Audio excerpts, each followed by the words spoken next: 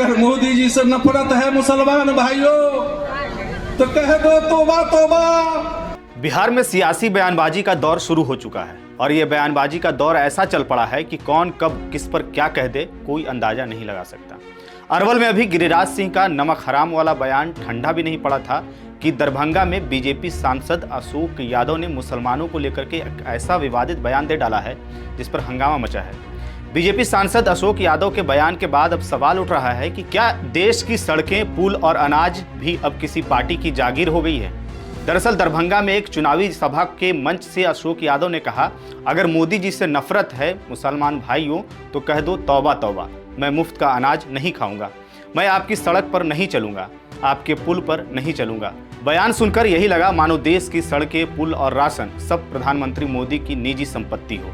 यादव यहीं नहीं रुके, उन्होंने आगे कहा कि जो मोदी और बीजेपी को गाली देगा उसे हिंदुस्तान की जनता बर्दाश्त नहीं करेगी।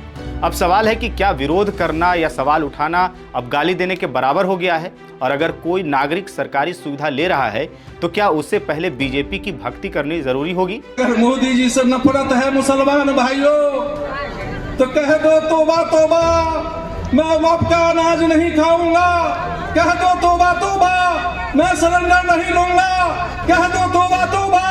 मैं आपके सड़क पर नहीं चलूंगा, कह दो तौबा तौबा। नदी हेल के जाओ, हमारे बनाए हुए पुल पर मत चलो, तब समझेंगे कि तुम मोदी जी का विरोधी हो, मोदी जी का विरोधी हो।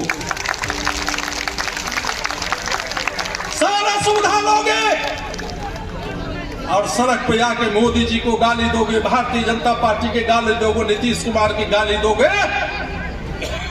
ये हिंदुस्तान की जनता से। बता दें आपको कि मधुबनी के सांसद अशोक यादव दरअसल केवटी से बीजेपी प्रत्याशी डॉक्टर मुरारी मोहन झा के नामांकन के बाद मंच से बोल रहे थे, लेकिन बयान ऐसा दे गए कि अब पूरा राजनीतिक माहौल गर्मा गया है। इससे पहले आपको बता दें कि गिरिराज सिंह ने भी मुसलमानों को नमक हराम कह करके नया विवाद खड़ा किया था।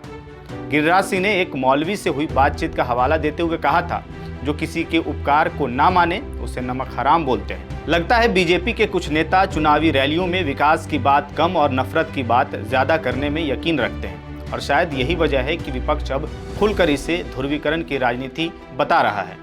राजद और अन्य विपक्षी दलों ने चुनाव आयोग से इस पर सख्त कार्रवाई करने की मांग की है। विपक्ष का कहना है कि सरकार की योजनाएं देश के हर नागरिक के लिए हैं, न किसी धर्म, जाति या पार्टी की संपत्ति है। विपक्ष का तंज है कि प्रधानमंत्री मोदी देश के प्रधानमंत्री हैं, बीजेपी के नहीं। अगर कोई सड़क बनी है या पुल तैयार हुआ है तो वे जनता के टैक्स के पैसे से बना है, न कि किसी पार्टी की जेब से बना है।